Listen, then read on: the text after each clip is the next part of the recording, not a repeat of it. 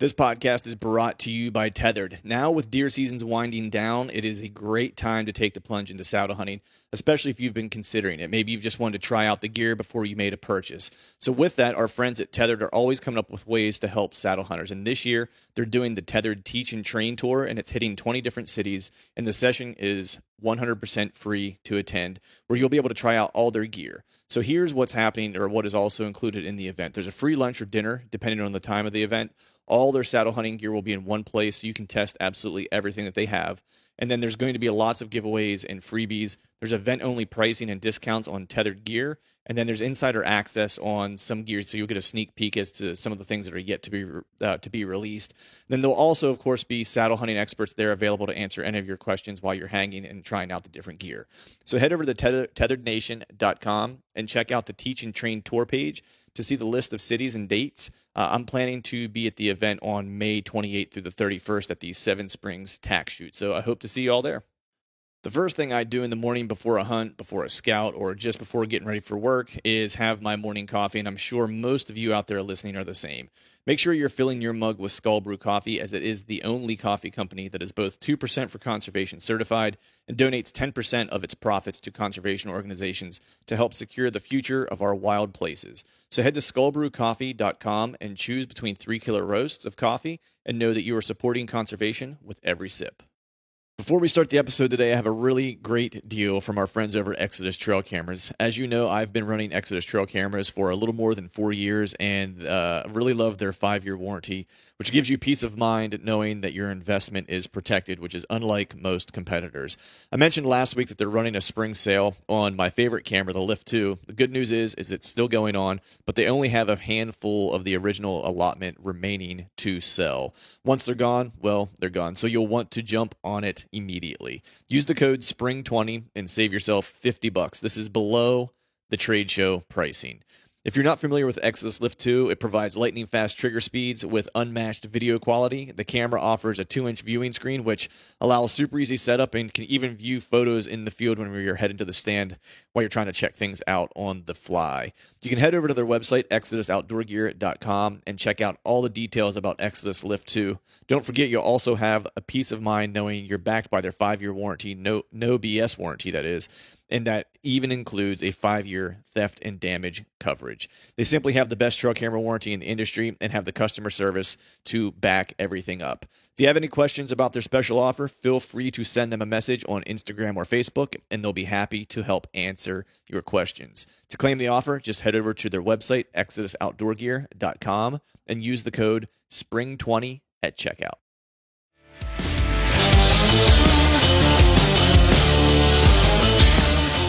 Welcome to the Truth from the Stand Deer Hunting Podcast, brought to you by Skull Brew Coffee Company. I'm your host, Clint Campbell, and you're listening to episode 169. Today, I'm joined by Parker McDonald, and we're heading for Southern Ground.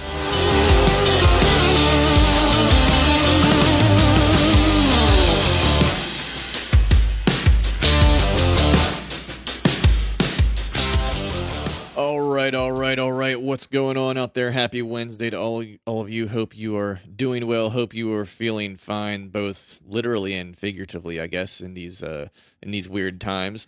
So not a lot to report here on the deer front, so we're not going to belabor this up front here too awful long. I will say this though.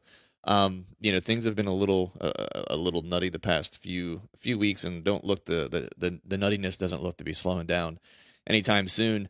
And of course, with the whole working from home, kids are at home type thing, or having some time off if you're not able to work from home for your job and stuff like that, I'm hoping everyone is able to kind of make it through as best they can financially and so forth. I'm sure there's going to be a lot of fallout from that we'll have to manage through. But in terms of just keeping your mental sanity, the one thing that hasn't been canceled is getting outside and taking a hike, taking a walk, maybe doing some scouting and things of that nature. That was actually what my wife and I did yesterday. Just in terms of trying to keep from getting mad or ticked off or depressed or whatever, kind of jumping off of social media to a degree, just because I think a lot of the conversations there aren't helpful, on either side, on the conspiracy theorist side, on the downplaying side, on the ratcheting up of the fear side.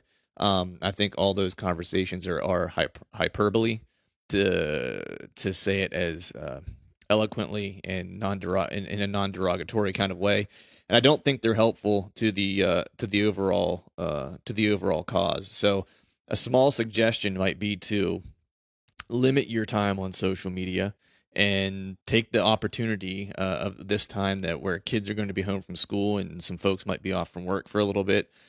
Try to take this time just to spend time with them. A lot of times, you try to look for the silver lining in things. And for me, the silver lining is that, during the course of the year, don't really get opportunities to just spend some time with my wife and my daughter at home. Maybe a little bit of time over Christmas, but it's always kind of jam packed with holiday stuff. And so maybe this is the silver lining, just a positive way to look at things, is that here's an opportunity just to spend some time with family that is closest to you. And then, in a handful of weeks, month, whatever the case is, we'll start to hopefully get back to normal. So make the best of the time that we have now while we're all kind of in close quarters together, even if it can get a little bit annoying if you're trying to get work done or whatever the case might be. One of the things that I'm kind of doing to use this time in a hunting sense, that is looking more specifically and doing some more e-scouting. Have plenty of time on my hands to look at some of the out-of-state stuff that I'm trying to plan to do this year. So I'm making my plans and looking at maps and kind of getting some things in order that a lot of times I'd probably push till later in the summer or even into the fall in some cases. Of course, outlining and looking at what states I need to be drawing tags or need to be purchasing preference points in and stuff like that. A lot of states have already opened out west, if I'm not mistaken. So this might be a good time to do a little extra hunting prepping. But do get outside. The outdoors is the great elixir to slow the mind and allow you to take a little bit of stock in things and gain a little perspective and just like Frankie said, relax. But today we have a cool show. I actually recorded this I want to say like 2 months or so ago. I just had some podcasts in between that I had to get out. But this is with a buddy of mine, Parker McDonald. You might know him from the Southern Ground podcast that is on the Sportsman's Nation channel. And Parker lives in Alabama, hunts throughout the South.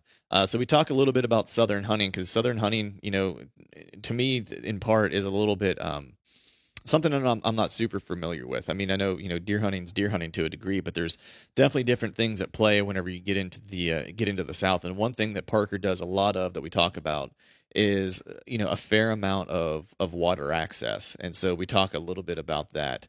But with that, we're just going to kind of go ahead and jump right into the podcast. And just want to say, as always, thank you all for listening. All right, folks, welcome back to another episode of the Truth from the Stand Deer Hunting Podcast. And today I have on a new friend, a Southern gentleman. I'm going to should I use the word gentleman loosely or should I use it sternly? I mean, it depends on who you're talking to. So since none of these guys know me, you can say gentleman. That's okay, fine. Nice. My new Southern gentleman friend, I'm talking to none other than Parker McDonald from the Southern Ground Hunting Podcast. What's going on, man? Man, I am actually sitting in my car. So I have 2 podcasts today. I'm doing this one, and then I'm headed to record another one with some guys who are actually worthy of being on a podcast, unlike myself. Some guys who are just straight up killers. But, man, Nice. It's going good. I kind of struggling in this late season kind of lull here in Alabama. Yeah. But other than that, man, it's going great. Good, man. Yeah, I know, man. Like, my season has finally, I say finally because some of it's like, it's a little bittersweet, right? Like, my season ended actually on the 29th of January, and my late season was kind of a failure, to be honest. I didn't get a lot of time to get out after the holidays, and then the days I did have to get out, the weather was just either warm, which was not, obviously it's not great for late season around here, or I was getting just like hammered with rain, which was, it's one thing to sit out and hunt in some rain, but it's a whole different to sit out in a monsoon. Like you're just being stupid at that point. So that's been basically that's been basically my late season, man. But for those out there that may not be familiar with you, who you are, what you do, if you wouldn't mind, dude, just give us a little bit of background about yourself, where you're from, what you do for a living, those type of things. Yeah. So, like you said, I'm Parker McDonald, and I host the Southern Ground Hunting podcast and the YouTube channel. It's actually through the Sportsman's Nation podcast network. So if anybody's familiar with that, I host one of the podcasts there and do all the videos on that channel. And so I'm based here in Coleman, Alabama, which is kind of central Alabama, close to Birmingham. And I am a pastor. I'm a music pastor at a church here in Coleman, Alabama, called Daystar Church. And I kind of oversee all of the music ministry of the church. And I'm married, got 2 little kids, and just loving life, loving deer hunting. Actually, right now, I say that right now, I'm kind of hating it. I'm like you. It's finally about to be over, and I'm pretty excited about it, to be honest with you. Yeah, I know. I'm like, it's funny, man, because I was talking to a buddy of mine, and I was like, it's one of those things where I look forward to it so much, and then you grind through like the early part of the season. I always have a bad habit of like sprinting off the start, and then by the time we hit late season, I'm just like, someone put me out of my misery. It's like I'm looking toward the end, just going, man, is this over yet? Because I almost feel obligated to go out and hunt whenever there's opportunity, just because you have such a long time between of course the off season until seasons start to open in September. So you kind of feel the same way, man. Yeah. Where it's like almost like a weight's lifted off your shoulders. Dude, I'll give you an example. This morning, I've tried to hunt every morning this week. So our season ends February the 10th. So I don't know when this podcast will drop, but that's when our season ends. And I've got like 12 days or 11 days left. And I woke up this morning, and dude, I've just been getting my butt beat these last probably 3 or 4 sits. Since Monday, I have not seen a deer. And like, it's killing me, because before that, dude, last week I was seeing deer every time I went out. Nothing huge, nothing big, but little bucks and lots of does. And I was just seeing piles and piles of deer. And man, these last 4 sits, I haven't seen a thing. It's just like they don't exist. And so I woke up this morning late. I hunt public land here in Alabama. It's about probably an hour or so from my house, and I kayak into spots. It's pretty much the only way I hunt it. And I usually try to get up around 2 a.m. when I go hunt, 1:30 to 2. I didn't wake up until 4 this morning, and so I got up, poured a bowl of cereal, and I was like, yeah, I'm not going this morning. There's no way. But then that same thing that you just said is like, I had the opportunity. I was like, we got company. My wife's best friend's in town. She doesn't, she'll be occupied with her. Yeah. I had the opportunity. I should just go. So I went anyways, dude. And of course didn't see a deer, but right. I'm like, every day I get home, I'm like, I don't want to do that again tomorrow. Right. I'm wore out. Yeah, I hear you, man. Like my season kind of ended. My last hunt was unceremonious. It was, we got a sleet, freezing rain and snowstorm that rolled through that started off as snow. And I was like, oh, cool, I'm going to go catch a hunt in the snow. And I didn't look at the weather to see what was going to really kind of happen throughout the day. And so I jumped up in a tree for an evening. I got in the tree probably like around 1 o'clock, 1:30, something like that. And I'm sitting there, and like all of a sudden, like it turns from snow and it starts like sleeting a little bit. And I'm like, okay. I was like, well, this is tolerable. It's not too bad or whatever. And it started coming down heavier. And then all of a sudden it turned to freezing rain. The temperature dropped. I was hunting along the edge of this swamp. My sticks are all freezing up. I use a 5-step climbinator with 2 short sticks. And I'm like, as it's just starting to get dark, I'm like, you know what? I haven't seen a single deer. I was like, I should probably pull my stuff and get down while I have just enough light to see. So I'm not relying on a headlamp since my sticks are probably iced over. You know what I mean? And so I pulled my stuff, started climbing down, got down, no problem, packed up my stuff, put my platform in my, pack, and started walking out. And I was walking along the edge of the swamp, and there's enough snow on the ground, like a couple inches of just like sleet, snow, like just whatever, and I can't see like where the swamp edge ends and like where the ground kind of starts really. And what I was walking on apparently was ice. And so I made a misstep that was at one point on some ground, and I hit the ice. My feet went out from underneath of me. I hit the ground. I smashed my knee through the ice, which was like a good like half-inch thick. My leg went into the drink. And then my sticks, because I carry them across my back, flopped over like my shoulder, and I landed on those. So I got stabbed in the ribs with a set of double steps. And it was one of those ones where it's so cold out, like I didn't wait to hit the ground to feel like if anything broke. I just jumped up because I was like, I can't lay here. I got to keep moving. If it hurts, I got a long walk.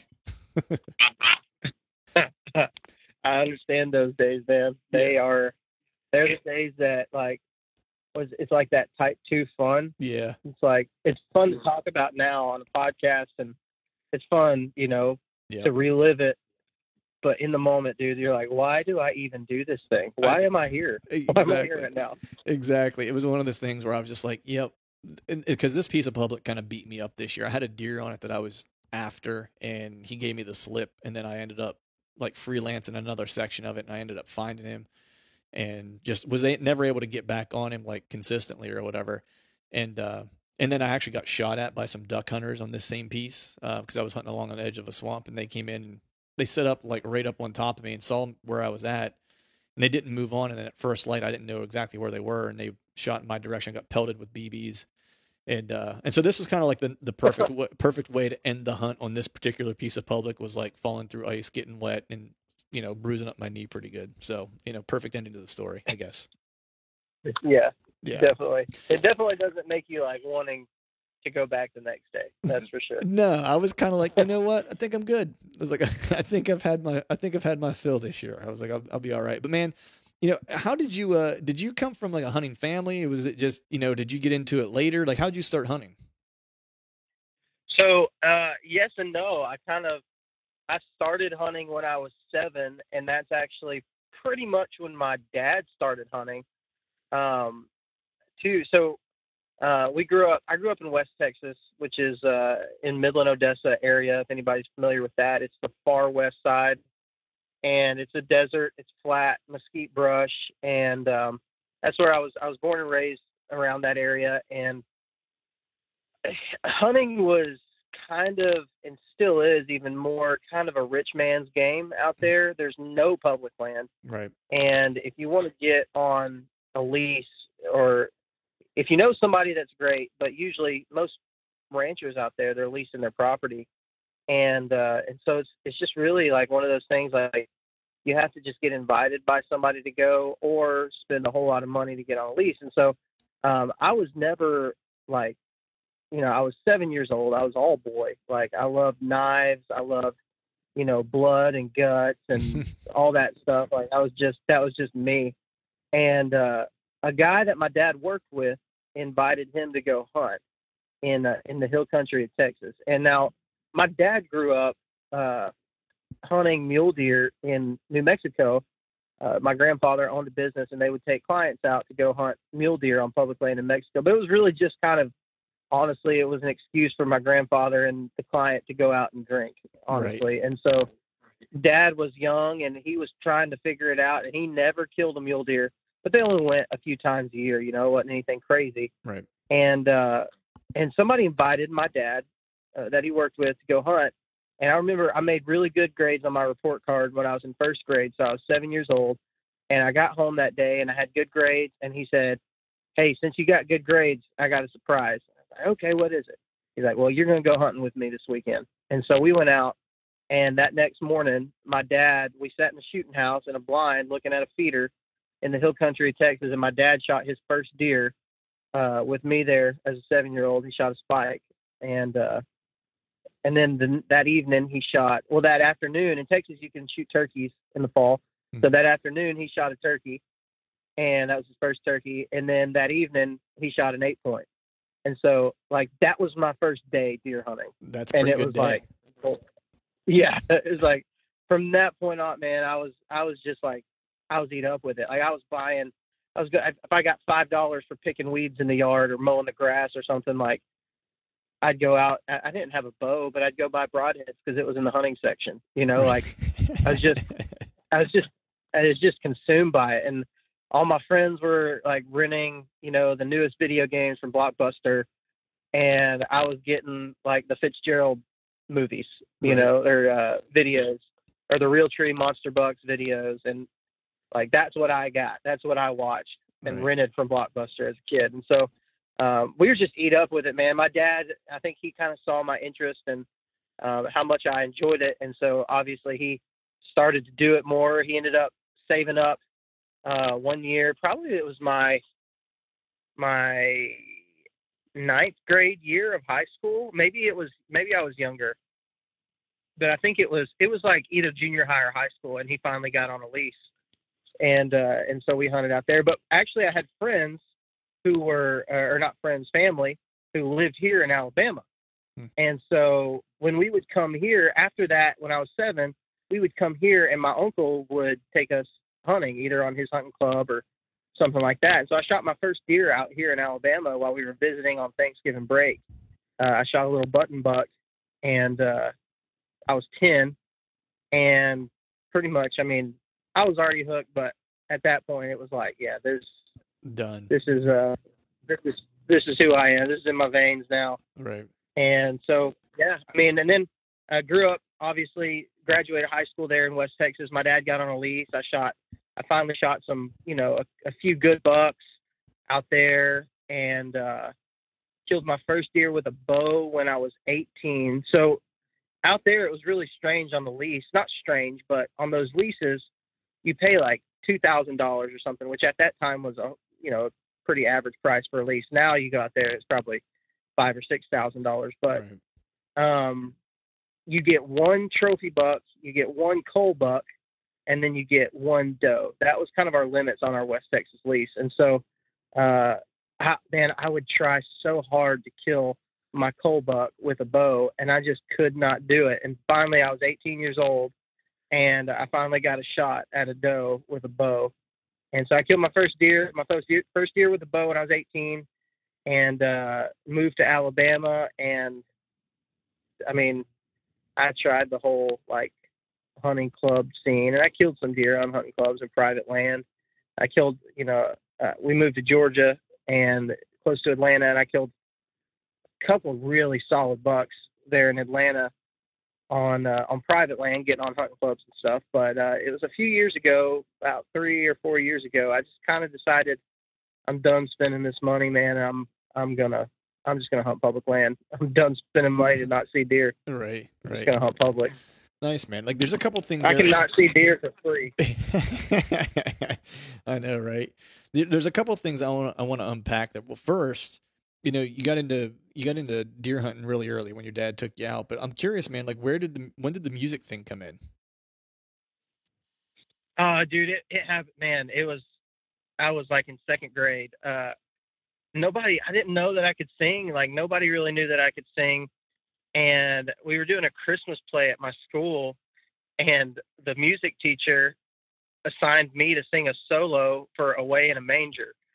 And that was when I was in second grade. And I remember, like, obviously at that age, you don't have a manly voice at all. Right. So I was like, people were like, man, I've never heard a boy sing that good. You kind of sounded like a girl.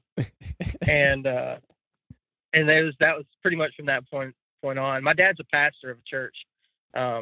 He pastors and he always has my whole life. And so I had a lot of opportunities to do music in the church and things like that. And of course I played all the sports. I played, everything, but really music and deer hunting was kind of the things that pretty much just like consumed me growing up. Right. Now, did you do you play an instrument as well, or are you a vocalist primarily? Yeah, so I sing. I play guitar. Mm-hmm. That's my main instrument, and then I can play a little bit of keyboard. I can play bass. I can play drums. Right. Pretty much, I mean, anything like that you would find in the church setting. I work at a church that's a very progressive church, so it's not like hymns and stuff like that. Like, it's going to be full band type stuff, and you pretty much learn to play those instruments out of a need. So It's like, oh, we don't have a bass player today.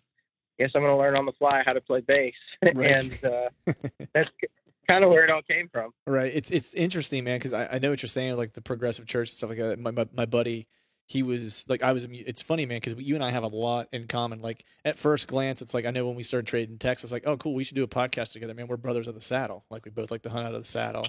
Yeah. Right. Both ate up with deer hunting. You're a musician. That's what I used to do for a long time as well. And I'm like, this might be my Southern brother. You know, I might have found like my Southern doppelganger, man. But a buddy of mine moved to Nashville.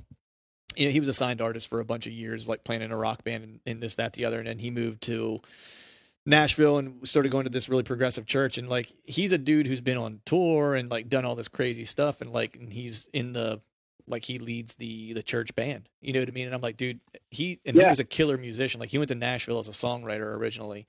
And so he's got chops. And so I'm like, man, that's got to be one smoking band if he's playing in it. You know what I mean? Yeah. Heck yeah. Yeah. Nashville, man, it's eat up with even like the small churches in Nashville have crazy good musicians. Yeah. It's just like, it's one of those things as a worship pastor, you're like, why can't I live in a town like Nashville where everybody plays? Right. Something. Right. Exactly. The other thing I wanted to ask you about, man, was like, you mentioned hunting club, and it's interesting, man, because there are some hunting clubs up here that I've heard of. Like I know that some distant relatives of mine have a hunting club, and I'm going to use that term for them loosely because I don't know how much of a hunting club it truly is. But it seems like that's, from what I've heard, at least, I won't say that I'm an expert on it, but what I've heard is that is very much more of like a Southern cultural thing, is that hunting club idea. At least whenever I spoke with like Lindsay from QDMA, like we talked a little bit about it. Is that, you know, do you find that to be true? Is there a lot more like hunting club, you know, gangs down there, if you will? Yeah. So a hunting club is kind of just another word for like a lease. Okay. Right. So you have the leaseholder, who is usually your club president, and then you have, you know, on a 500 acre lease, you'll have however many members for that for that piece of land, and you pay your dues.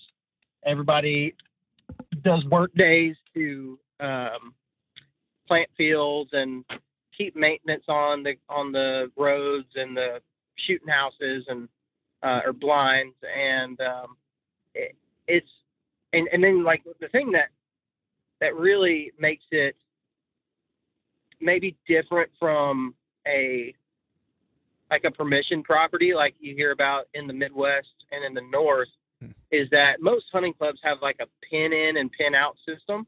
So they'll have a giant map at the gate or wherever, and it's kind of a first come, first serve. Everybody can hunt any stand, any green field, but you have to pin your spot. And once you leave there, once you leave that pin in, that sign-in board, you have to stay in that area, basically. Right. You can't, you know, kind of go exploring, or unless there's nobody there, you know, or something like that. But right. That's kind of the thing that makes a hunting club. When I think about a hunting club, it's that kind of pin in and pin out system, which is kind of the negative side of it, because that's where things start getting really political in a hunting club. And like a guy like me now, as a public land mobile hunter, if I were to get in a hunting club, obviously my first thought isn't, hey, I'm going to go sit in that green field. Right. You know, the more you learn about deer, the more you kind of learn, like, no wonder I wasn't seeing deer when I was sitting on a green field. Right. That's not to say you can't shoot a deer on a green field. That's totally not to say that. I've killed my biggest buck ever. I shot on a green field. Right. But typically that's not where you're going to find them. And so, you know, like I had a lot of situations where, I'll just give an example of one of the times I was on a hunting club, and I got kicked off like 2 hunting clubs. and it's not for anything. I didn't do anything wrong. This place I had finished the hunt. It was like 12 o'clock in the afternoon. And on my way back to the clubhouse to sign out, I drove past the spot and I noticed there wasn't anybody there. And so I walked down the road, and I hadn't been down there before, and I wanted to just check out the area. There wasn't anybody there, so I walked down the road and found this long strip green field and found the stand, and I was like, okay, and I happened to jump a deer. I jumped a buck. No big deal. That's going to happen. I went back to the clubhouse, and the old man that was there, that was the club president, he said, these deer ain't like them deer in Texas where you can just walk around however you want to. That deer ain't ever going to come back. And he didn't kick me off right then. He kicked me off another time when I signed into the club that day. One morning, I parked my truck, and here he come driving down the road. After I'd already signed in, I was already in the blind, and he came running down the road past my truck and just like spun out because he was mad. He probably didn't go to the sign-in board like we're supposed to because he's the club president and he doesn't have to do that apparently. And he left. So I go back to the clubhouse after that morning hunt, and he said, I seen your truck. You went driving down through our green fields. And obviously I hadn't. I didn't even drive to the green field. But he accused me of driving through the green fields and muddying them up because I went to the spot that he wanted to hunt. Right. So that's kind of the negative side of hunting clubs. Obviously there is a positive. It's easy. Most of them are maintained. Roads are maintained. To take a kid out, I'll probably get on another hunting club when my kids get old enough. Right. Just because I want them to be interested in it, and I don't want to take them out of my kayak when it's freezing weather. Right. That's not how you get a kid into hunting. So, there's definitely positives, but man, the negatives are just really bad. Yeah. I don't know if that answers the question. No, it totally does. Like, I've always just been curious. Like, I kind of knew that it was a lease situation, and I knew that like there was usually some type of, hierarchy in terms of like decision making and stuff like that, there just to make decisions on how money was going to get spent or whatever. But I didn't really know like the sign in, sign out kind of situation with, stands and locations and stuff like that. Cause I assumed it was just more like a lease with buddies that's kind of like that to me, like the hunting clubs that I'm aware of up here that like some of my family might've been in over the years and stuff. That's kind of how it was, where it was like either they leased a piece of property and they all kind of like just went in together and they hunted it, no big deal. Or it was, probably more familiar, more, more frequently up here is probably more hunting camps where it's like, my family owns a couple properties. There's a cabin on them, during archery season, there's not many people that hunt it, a handful of dudes, but during gun season, it's like, 12 guys will come down and basically just hang around, drink beer, hunt for like a day. And that's about it. You know what I mean? And that's the hunting camp, so there is a pretty decent difference between the two. It's interesting. It is like, it is a lot like that. And you will find hunting clubs that are, a bunch of guys that went in together on a lease, but most of the time these hunting clubs are people who don't know each other. So like you'll find on Craigslist or on Facebook groups, there's like Alabama hunting clubs, Facebook groups where people will put when they need new members. So it's usually like, you go in, if I were to get on a hunting club right now, unless I just happen to know somebody on it, like I don't know those people, right? You're joining their hunting club. Right. And that's, it is fun. Like you meet new people. I've got friends now that I met because we were in hunting clubs together. It's definitely fun, but it really is hard. 'Cause like, I'll tell you another thing, like if you go in there into a hunting club, say it's your first year in the club, and you go in and you kill, in Alabama, we get 3 buck tags. So if you kill your 3 bucks and they're all giant bucks and nobody else is killing anything, there's a really good chance you're going to get voted out of that club. That's not every club, but that's a lot of clubs out here. Right. Because that's not what they want people to come in who don't know what they're doing and can help them basically cover the lease. Right. Yeah. And so, and then it's just not my thing. Yeah, and just save the good deer for the president or like the handful of guys that might know each other. You know what I mean? Like if you have 10 guys, and like 3 know each other, and it's like the other 7 are there just to pay the bills. Essentially, it's kind of pretty much. Yeah. So, man, I Pretty know much. if I'm not mistaken, dude, you're getting ready to head south, right, to catch some rut activity. It's still going on. Is that correct? Yeah. So Alabama's a crazy state, man. Like we have the weirdest rut.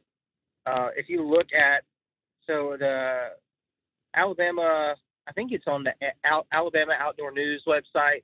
They put out a map that's a rut map for the state of Alabama, and it basically will tell you. It tells you what the rut, the time of the rut is for that specific area, and it's like color, kind of like color coded or whatever you want to say. That's so. If you can imagine like a radar map, right? So you're looking at the Weather Channel app and you see the radar and it has like green, yellow, red, orange, all the different colors. So that's what our rut map looks like. It just looks like a giant storm rolling through Alabama, and you just have random dates all throughout the state that the rut takes place on. It's so weird. And like it doesn't make any sense when you look at it, because you're like, how is it that you can have a deer that's rutting in November and then 10 miles down the road they're rutting in January? That's like crazy. It's bizarre. And obviously the deer don't see those lines, so you'll have bucks chasing does random times when they're not supposed to in that area. But Right. The rut that I hunt, so I hunt like northern Alabama, and a lot of the northern part of the state is like a later rut, January and February. But where I hunt, it's usually like the end of November, pretty much through December. You can find some decent rut activity. Where I like my areas is usually the first 2 weeks of December, and those weeks just get. I mean, it gets crazy where I'm at. Damn. But right now, like I said, like it's kicking my butt. And once you get, it's big woods, really steep terrain, no ag, zero ag where I'm at. And so late season is it's really hard to find any deer, because they're all on food sources, which is usually on private land, unless you can find a hot red oak that's dropping acorns, or like if you have like a greenbrier patch, or where they're kind of munching on that stuff. But most of them, I mean, green fields, they just legalized hunting over corn here in Alabama this year. So a lot of deer are hitting corn. They're staying close to it. Right. So I just decided, I was like, you know what? So normally I'm tagged out by now. Like I usually tag out in December. And so this is the first time that I've had to do this late season, like kind of find a rut to go hunt. So I decided to go down south, and the South Alabama right now is wide open in the rut.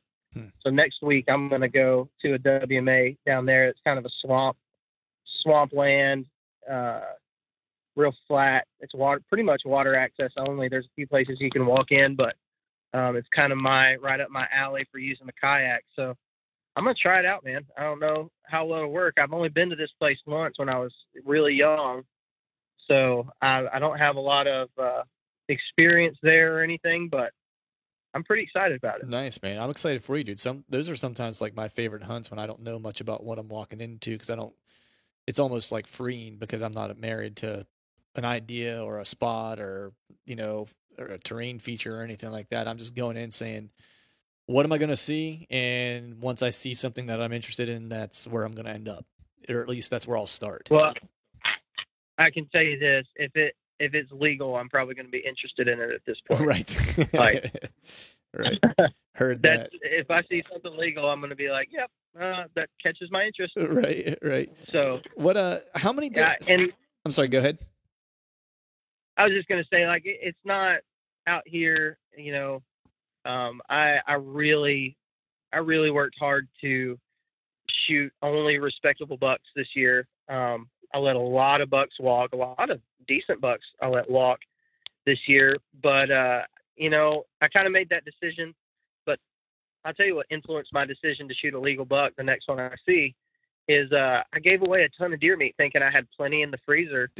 And I went to go grab some burger, my wife had asked me to thaw some out, and there was none in our freezer, and I was like, Oh, what are we going to do about this? I just gave away like 3 deer. yeah, exactly. And it's early in the year So yet. yeah, I was like, no big deal. I'll shoot another deer, and that has been proving to be a challenge right now. So that's kind of why I'm taking this trip down south, is because I need to go somewhere where I have good opportunity to see one, and probably anything that's legal is gonna die. I'm gonna catch it. How many? Like, I don't know if there's a definitive number or not, but I might be asking the wrong question. But how many different ruts could you catch in Alabama? Would you say? Let's see. So, just kind of a longer way of answering maybe a question that doesn't need to be answered long, but there's a Michigan strain of whitetails that was brought down here and years ago, and they're all over, like pretty much close to the area that I hunt. There's a Michigan strain, and they will rut like normal whitetail in the rest of the country. So the Midwest, Mm-hmm. basically Halloween through mid-November, late November, you'll catch some. And so that's like the Michigan strain that's like really like coexisting with the Alabama native whitetail. And so, in some areas down there, man, you can catch a rut from the end of October. And if a guy wanted to chase the rut all season, he could chase the rut from pretty much the end of October all the way through February, through February 10th, through our last day. And actually, when I hunted a turkey hunted a new place last year, 2019 on opening day, and that was March the 15th, I believe. And when we were in there, dude, I bet we counted over 50 rubs in that, like fresh rubs, like looked like they were still wet rubs. Right. And that was on March the 15th. Wow. So if the season were extended, you could probably hunt the rut in some capacity from the end of October all the way through March. Right. Now, when do they start dropping their antlers? Because I found a shed right after Christmas, actually, in PA, which is also kind of what made me slow my roll on hunting late season, because there was a couple decent deer that I knew had made it through, and I didn't want to go sticking an arrow in one of them mistakenly after I found that shed. It made me a little nervous. But when do they start dropping sheds down there? So we don't typically, just because the terrain is so steep and it's like so rugged, you don't, and on it where I'm at in those big woods, you don't find a lot of sheds. And I've found in my lifetime in Alabama, maybe 3 sheds. And so you don't find a ton unless you got some type of ag or food source out there. But like those Michigan strain deer, a lot of them out there close to where I hunt have already dropped them. Now, where the actual like core area that I hunt, they still are holding. And I've actually seen bucks holding. I jumped a big buck, probably the biggest buck I've seen at that time at least, and it was probably the end of March, maybe early April, and it was still holding. Wow. So you definitely get a lot later date to go out there and start finding sheds. And like when I turkey hunt, I'm a run and gun turkey hunter, so I'm walking all over these freaking woods. And again, I've never found. I don't think I've ever found a shed when I was turkey hunting. Right. And it's because a lot of deer are still holding. Right. Yeah, I'm admittedly the world's worst shed hunter and turkey hunter, actually, if I'm being completely honest. It's and I don't know how I found this shed that I found in December. I was actually I knew there was a decent buck in this one area that I had like kind of freelance hunted at the end of October before I went to Iowa, and I actually saw this buck. I set up on some of his sign. He had just laid I felt like whenever I found it, it had to have been laid just that morning. And it was an evening hunt, and I ended up seeing him. He never came close enough for me to get a real good look at what he was. I just saw enough bone that I was like, from a distance, I was like, I think he's either a shooter or he's borderline, And so I went back into this spot late season, same general area, because I wanted to see if any additional sign got laid down, or if I needed to kind of press back in further. And there was no new sign, and so I started pressing back in further and kind of hitting the brush, like the thick stuff. And I just happened to walk by this one piece of brush, and I just looked at it and was standing in front of it, and there was his antler hanging in the brush, like literally just hanging there. It made me think that he was probably injured and maybe dropped him early, is what I was kind of thinking, because that was pretty early, being that it was just like the end of December. But I was actually in Alabama. I think I mentioned this to you when we were talking. I was actually in Birmingham for work in September, and Okay. I think I'd mentioned this to you. While I was there, we were doing a film shoot for this thing, and there were some hammer mounts in this place, and the guy was actually the mayor of that like little town that I was in, and he knew the people who owned this like estate where we were filming in this house that had been rented to film in. And I asked him if those deer were shot on that property. He said, yeah. And I mean, the one was like probably 140s and the other one was like 160s. And I was really surprised because I didn't realize that, I mean, there's big deer everywhere, but it just was it made me stop and think. I was like, wow, that's a big deer to be killed on this property. So I'm just curious, man, like what's the caliber of deer look like in Alabama? And I'm completely naive. I have no really frame of reference other than those mounts that I saw on that wall that day.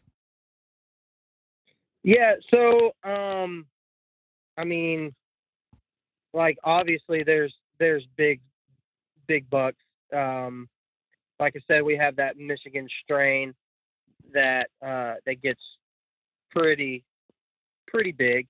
Like a few years ago, actually, there were several public land bucks out here, not far from where I'm at, on the same national forest that I hunt, that got killed, that were, I think one of them may have been over 200 and another one that was pushing 200. Wow. And there's some giants that are in there. And I mean, every year you'll see, some 160s, 170s come off of that piece of public, and really all over the state. But it's not like I hunt Kentucky as well. I do the early season velvet hunt in Kentucky, and you go out there and you talk with some of the guys that are out there hunting that week, and everybody has a story of a 150 that they've seen in that week. Right. Like, you don't see that out here. It's not like, I'm trying to think if I've ever seen a 150, like a true like 150 on public in Alabama. I don't think I have. I've seen some that are, big. I've seen some big 130s.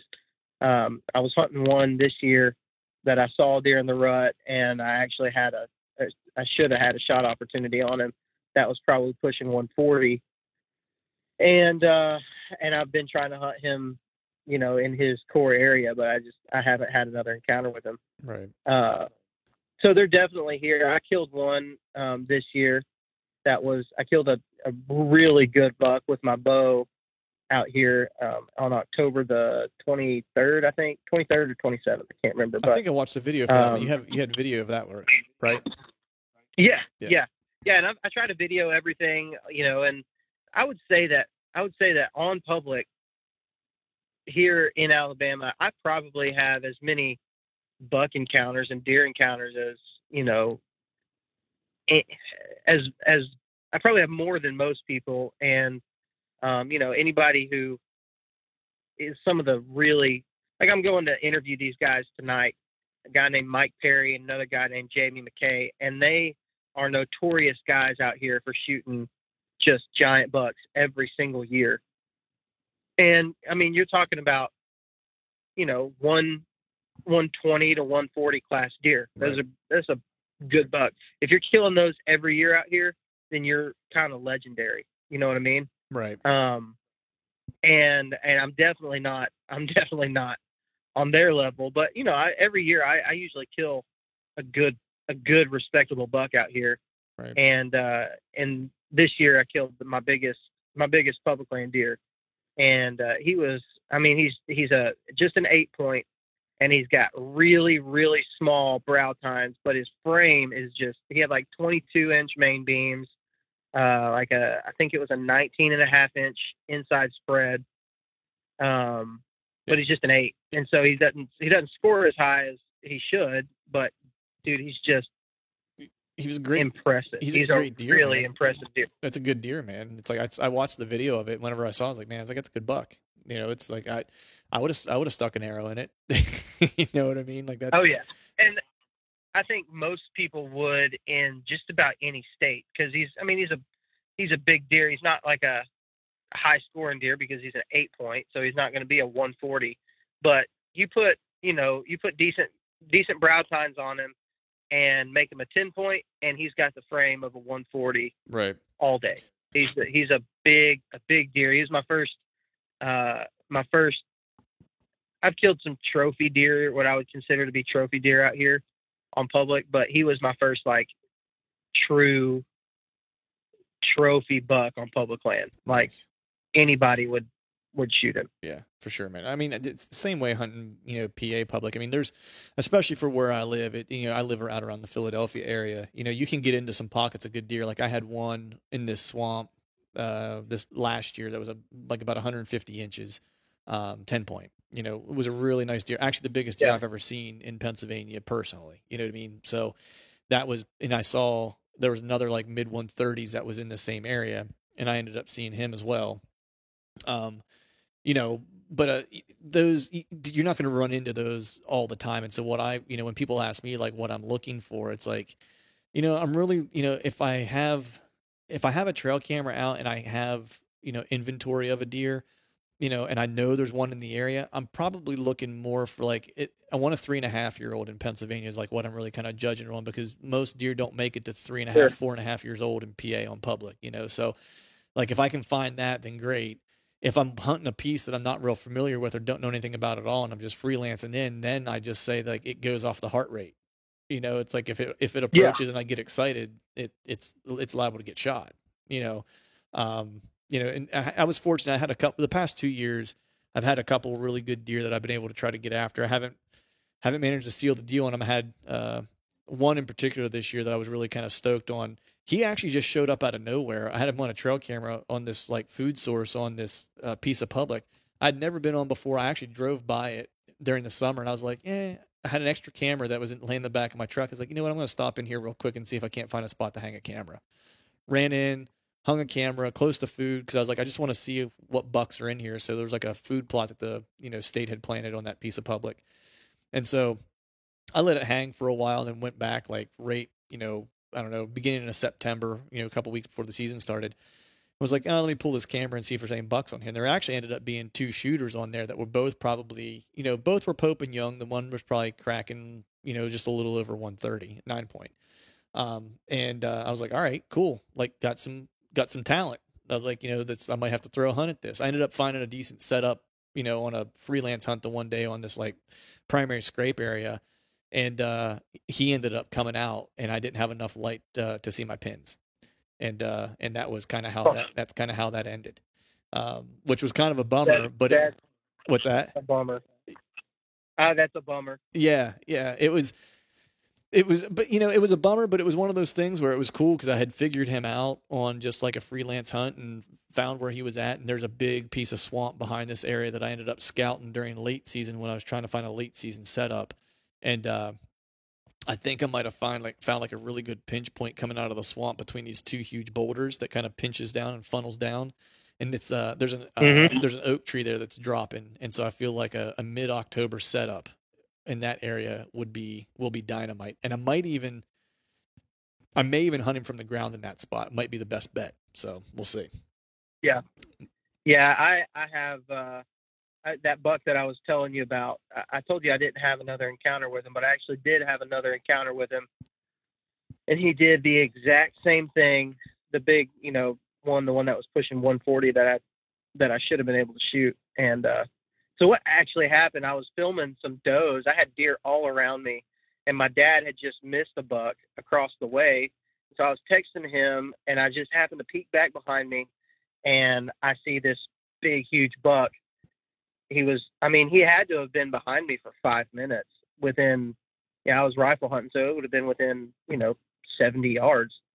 And I was filming these does, and my attention was on them, and they were, 30 yards in front of me. So I look back behind me, and I catch him, and I see him, and I try to get everything settled. And I I mean, I saw him for a split second before he went into the thicket, and he actually passed by the freaking tree that I was going to hunt that morning. He was right underneath it. That I was gonna hunt that morning, but I decided while I was walking there to hunt somewhere different. And obviously, I've kicked myself every single day since then. But later that next day, I went ahead and hunted that tree that I was planning to hunt, and I hunted it on an evening hunt. And he walked underneath me at dark, and I just had to sit there.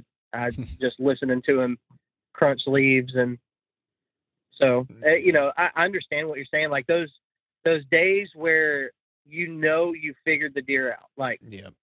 and 9 times out of 10 you would have killed him. Yeah. But that 1 time out of 10 that everything wasn't perfect and it did not work out, like, I seem to get those a lot. But man, like it does. There is a sense of accomplishment that comes with that, like knowing, like, okay, buddy, like, I figured you out. You should have died today, but Yeah. for whatever reason you didn't. And I mean, but for me, dude, like, honestly, if you watch any of my videos or listen to any of the podcasts that I do, like, the experience is the kind of the driving factor for me. For sure, man. Like, I want a good storyline.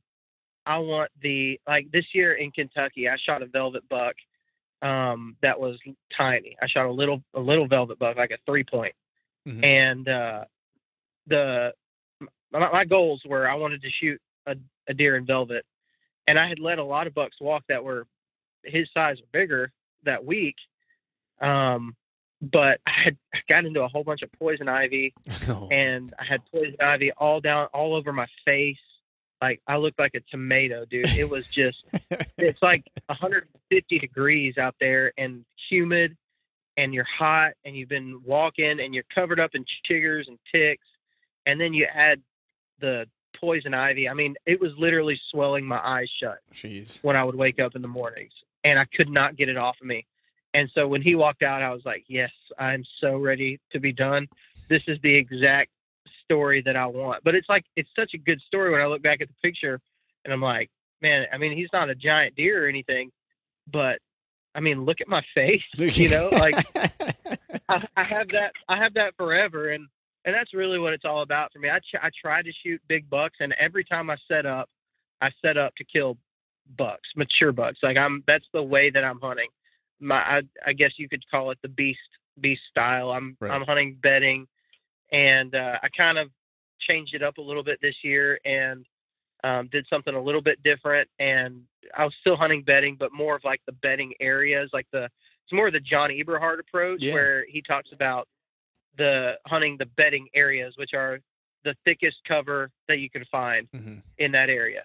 Yep. And so I did that this year, and I ended up, I had really good success. Like, I had more encounters this year than ever before. So I'm always trying to hunt big bucks. But I mean, dude, if one comes out and I'm jacked up about it, if there's a specific, like when my dad's here from Texas, like, I want us to go out and be successful. So I'm going to be not nearly as picky as maybe I would be another day. Right. Just because the experience is everything. Yeah. It's not about the size of the antlers or anything for me. I like killing big bucks, but man, that experience it's like an unbeatable thing. Yeah, for me. For sure, man. It's funny, man, because it's like, for everyone out there listening, it's like you and I never met before, other than we started trading some online messages, and then we were like, hey, let's do a podcast together. And then we talked a couple nights ago just to connect this, get this scheduled. But it's funny how similar that we hunt, because I'm kind of the same way. It's like beast style, right? But I actually take a lot from John as well. It's like, the way I kind of frame it is, a good buddy of mine, I don't know if you know him, but his name's Josh Profit. He's from Kentucky. Yeah, really, really good hunter, good buddy of mine. And I kind of steal a line from him because it just made sense. Because, I like to try to hunt. I've spent time trying to hunt beds, and I had mixed results. Like, I was always had a mediocre level of like success or encounters. And it was once I started hunting more like how Josh would say, a coyote, like for opportunity. And I was hunting like general good buck, big, mature buck areas versus a specific bed, I all of a sudden like had more encounters with the type of deer I wanted to have more encounters with.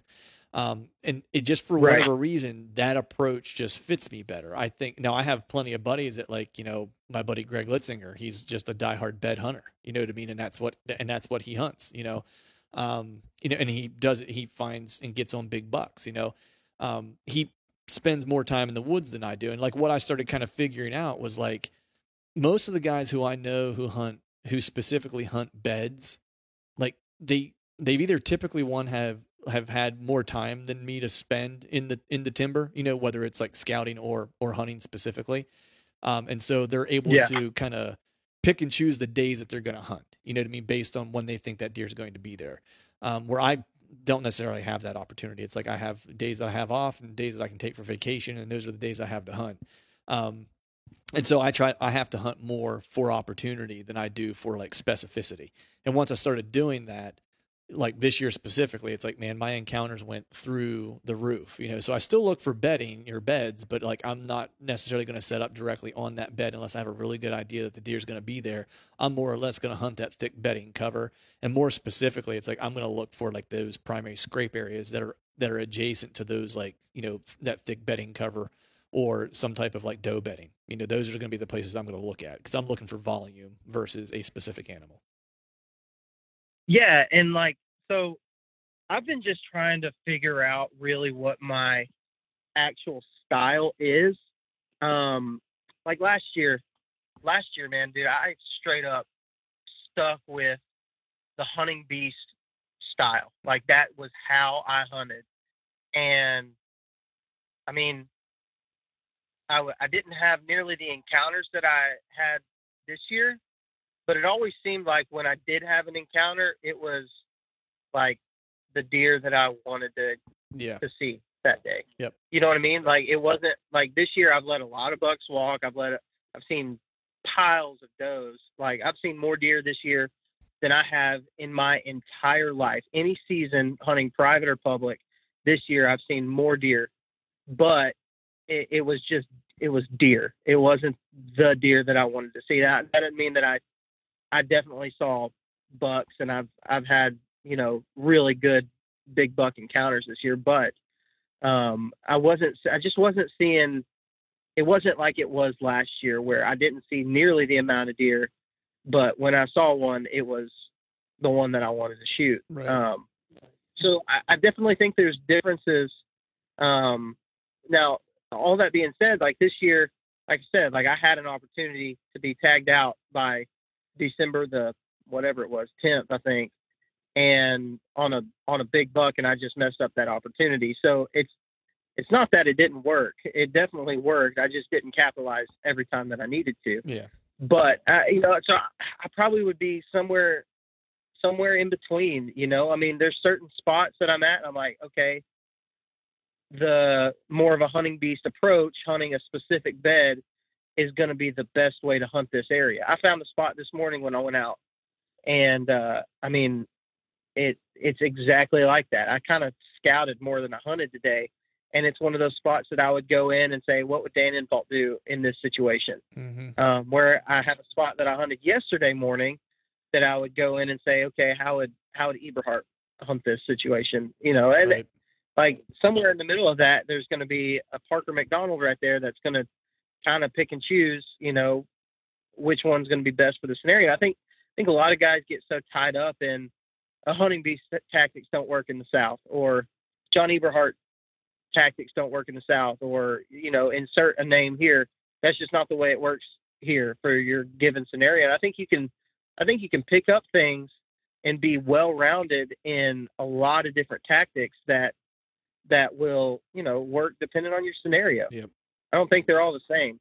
No, I 100% agree with you, man. That's kind of like, I've talked about this a couple of different times, but that's kind of been my evolution, is trying to figure out what works for me. Cause part of it is too, I've talked about this with Dan and John and even, Cody DeQuisto for that matter. It's like, it's confidence, right? It's like, if I, even if I know a tactic is going to work, say it's something that I've picked up from John or whatever, and I know that like, hey, it'll work in this scenario, But if I'm not confident in the setup, in like the execution of it, it's not going to work for me.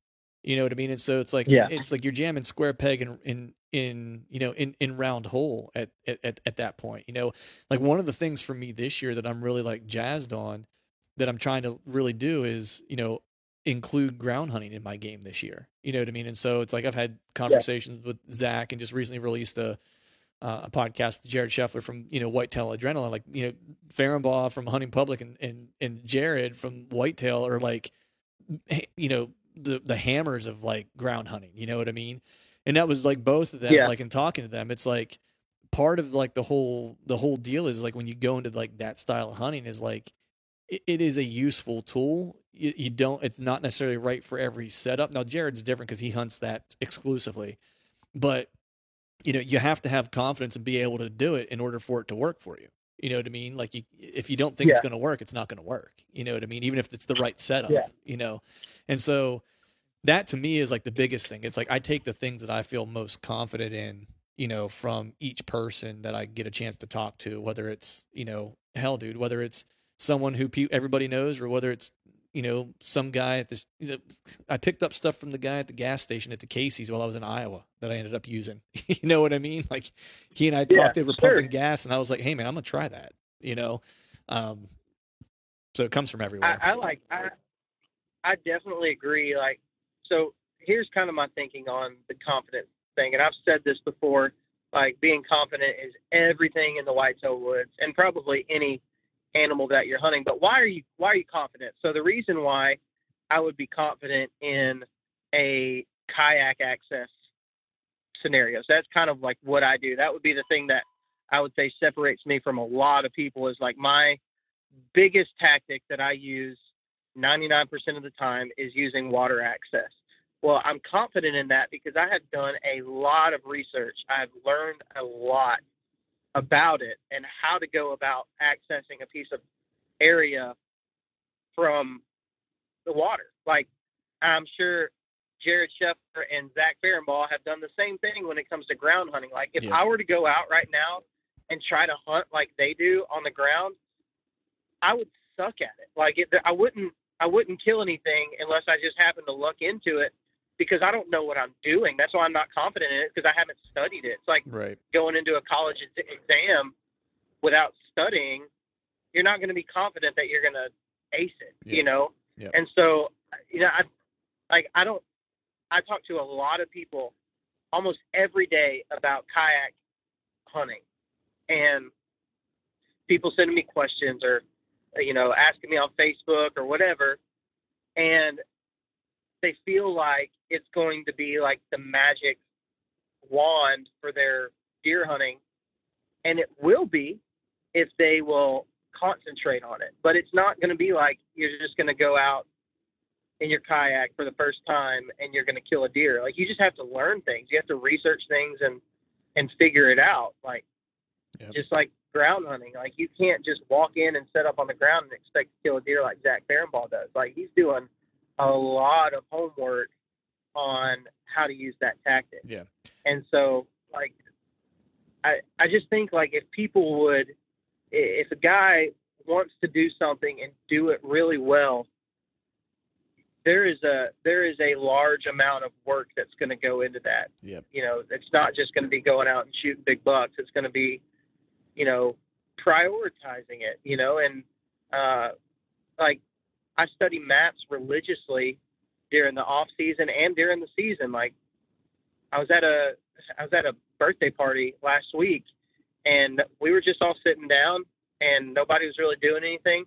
So I pulled up onX and I was just looking at maps. It's funny. And it's funny you say that, dude, because I was at a wedding this fall, and like everyone's out dancing on the dance floor at the wedding reception, and I was sitting at the table by myself with my map up, looking at a bunch of setups. It was kind of funny.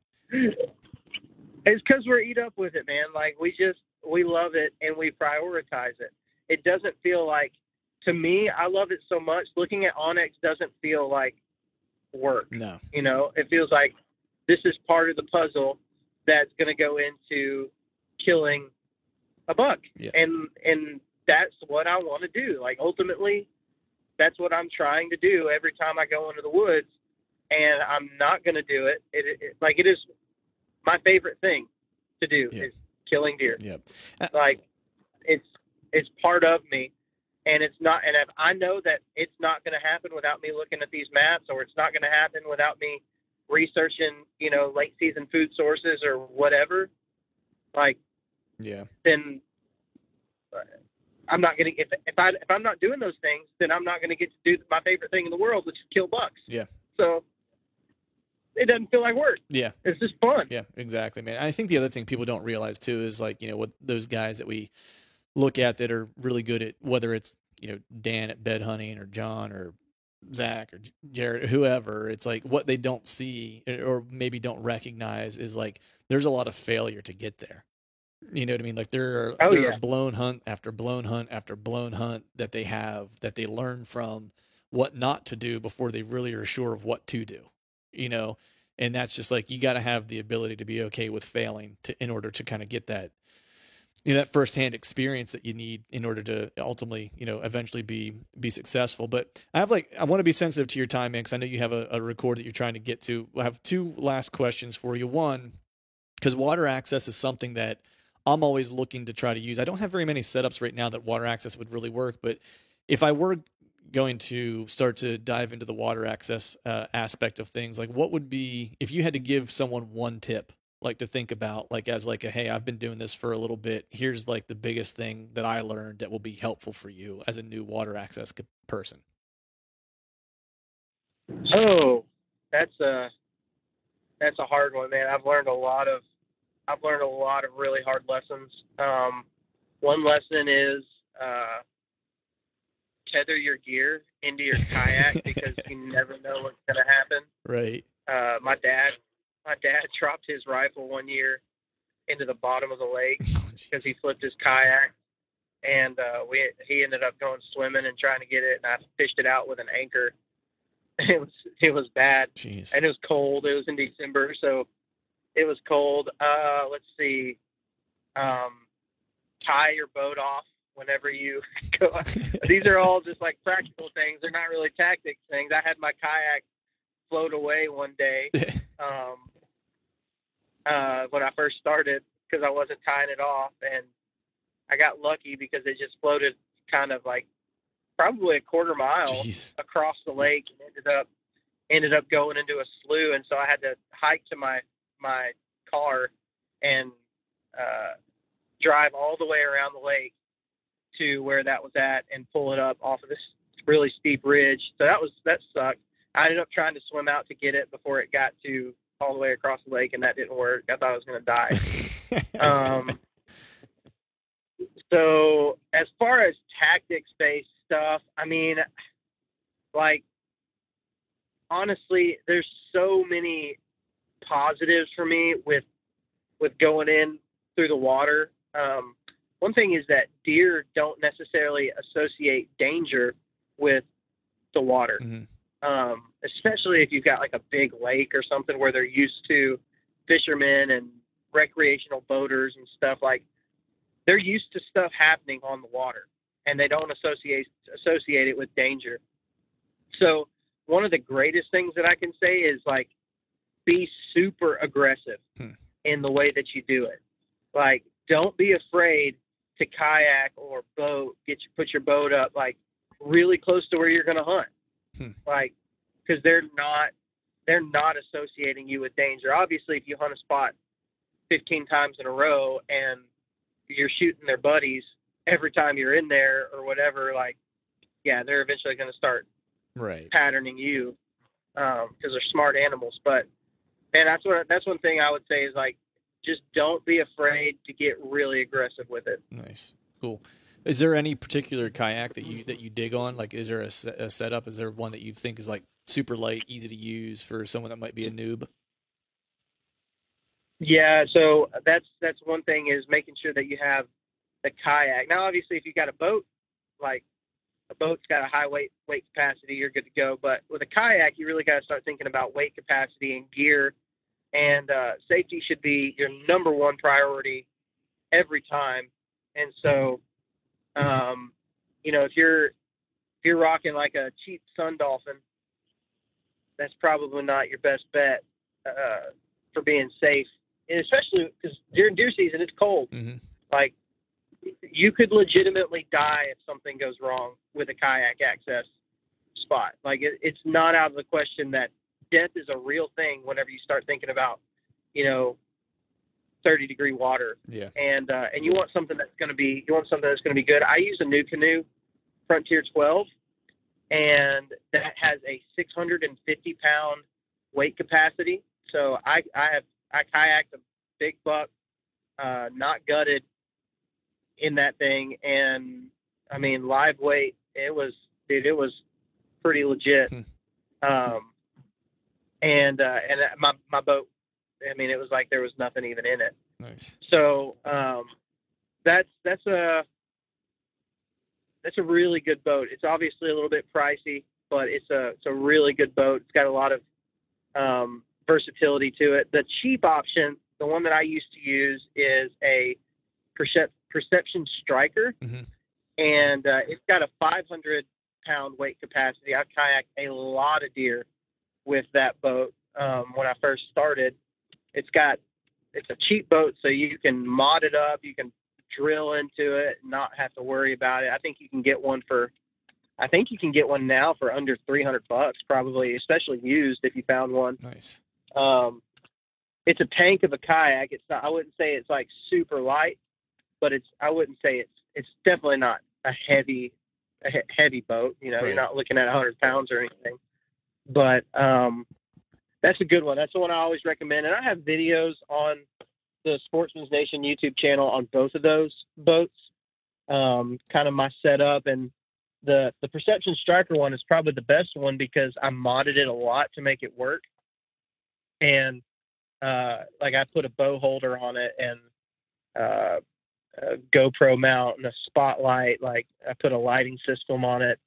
So if a guy's wanting to go out and tackle kayak access, those videos are really beneficial for you, just to kind of see, the things that took a lot of the lessons that I've learned and applied them to the boat, to the kayak, to try to help guys not, maybe not make the mistakes that I did, or learn, they can use the lessons I've learned and just start a little bit ahead of the game. Right. Nice. Yeah, I'll have to check those out, man, because that's something I kind of want to play with is being able to be efficient with boat access. That way, if and when I do come up against it, it's I have that available to me. But man, I want to be sensitive to your time here, dude. The last question is, I always like to end with this one, or something similar to this, just because it's a simple question, might be a little bit of a loaded question, with very complex or nuanced answers at times. But why does Parker McDonald hunt? Man, like, honestly, so I kind of talked about it and hit on it a second ago, and it's the experience of the whole thing. Like, I really just crave adventure, and so in whatever it is, like, I'm always looking for something that, man, this would be a good story to tell. It's all about the story every time, and like, you can take photos and do all that stuff. Like, I'm really, like, always hungry for that. Like, what's something I can do that's challenging, that not a lot of people are doing, to have a really good story one day. And that's why I podcast. That's why I started putting stuff on YouTube to kind of relive those experiences. And man, like, for me, it's not about outsmarting the biggest buck in the woods. Like, that's fun. It's cool whenever it happens, and I try to do that every time. But it's not about that. It's not about the inches. Man, it's about the experience, whether that's, me taking my 2-year-old daughter on her first hunt, which wasn't actually a hunt. We were just driving around in a mule and shooting a pellet gun. Like, right. To me, that day, if a spike would have walked out in front of us, like, I would have shot it, because it's not, I don't care about the inches or anything like that. That's me going out and shooting a deer with my daughter for the first time, right. Yep. Or going out and hanging out with my dad and getting our butts kicked by the terrain out, in the place that we're hunting. And, like, maybe not seeing any deer, it's still worth it because it's the experience that I got to have with my dad. Right. And like that's just, I would say if I had to, put it in one thing, I would say it's just that adventure experience. So I started using the kayak, man. Like I wanted something that wasn't really being done. And at the time there was like zero content about it that you could even find on the internet. And so it kind of gave me that idea, like, well, this isn't done a lot. Right. Maybe I can do it. Maybe I can be the guy that's doing this. And so the thing that I realized though really quickly was that every single time that I hunted with the kayak, like I would go and paddle a mile or 2 miles or whatever, and I'd get back to the boat ramp, even if I hadn't seen a deer or didn't kill a deer or whatever, I always felt like I did something really cool that day that nobody else did. People kayak for fun. They just go out and kayak. Mm-hmm. And that's what I'm doing, like I'm going out and just exploring and it's just an adventure every time. And it just adds to that experience. It's the whole reason I started doing it. Nice, man. Well, I think that's a good place to kind of wrap things up, brother. So before I let you go, why don't you let people know where they can find out more about you, where they can follow you and all that good stuff? Yeah. So like I said, we do our podcast through the Sportsman's Nation podcast network. And if you're familiar with Nine Finger Chronicles or Land and Legacy, DIY Sportsman, those are guys that are all on that podcast network. So you can go subscribe to that and get like a podcast every single day and really good content there. And obviously the Southern Ground Hunting podcast is on there. You can also just subscribe to I have my own RSS feed through the Southern Ground Hunting podcast that you can search and find. And then the Sportsman's Nation YouTube channel. That's where I put all of my content there. On Instagram and Facebook, it's Southern Ground Hunting. And yeah, that's where I post everything that's interesting about me anyways. Nice, man. I have personal stuff, but it's kind of boring. I don't post a lot on there. Right.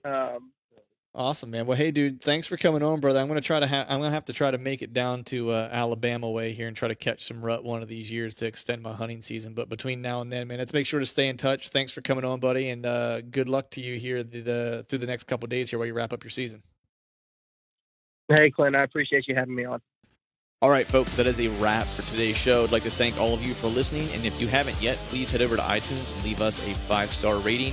And be sure to subscribe to the podcast. We'd be super appreciative if you'd be able to do those two things for us. And before I shut this thing down, I need to give a big shout out to our partners who continue to help us make this podcast possible. Tether, Exodus Outdoor Gear, Skull Brew Coffee Company, Gumleaf USA Boots, and Day 6 Specialized Gear. And until next time, we'll see y'all.